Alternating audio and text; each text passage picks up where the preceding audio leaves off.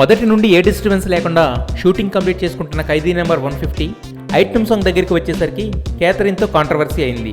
అయితే ఆ song choreography చేస్తున్న లారెన్స్ మాస్టర్ లాస్ట్ మినిట్లో తన ఫేవరెట్ హాటీ లక్ష్మీరాయ్ని చిరు పక్కన చిందేయడానికి పిలిపించాడు. ఊహించని అవకాశం వెతుక్కుంటూ రావడంతో ఉన్నపళంగా ఫ్లైట్లో వచ్చిన లక్ష్మి తన అవుట్ఫిట్తో అవుట్పుట్తో అందరినీ సాటిస్ఫై చేసింది.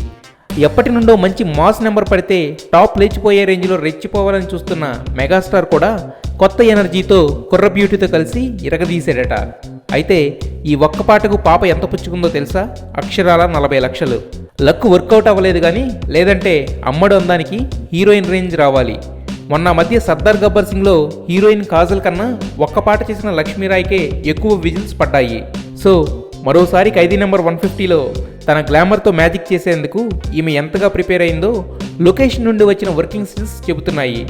ఖైదీ నెంబర్ 150కి ఈ కాంచనమాల సాంగ్ స్పెషల్ అట్రాక్షన్గా నిలుస్తుందనడంలో ఎలాంటి డౌట్ అక్కర్లేదు.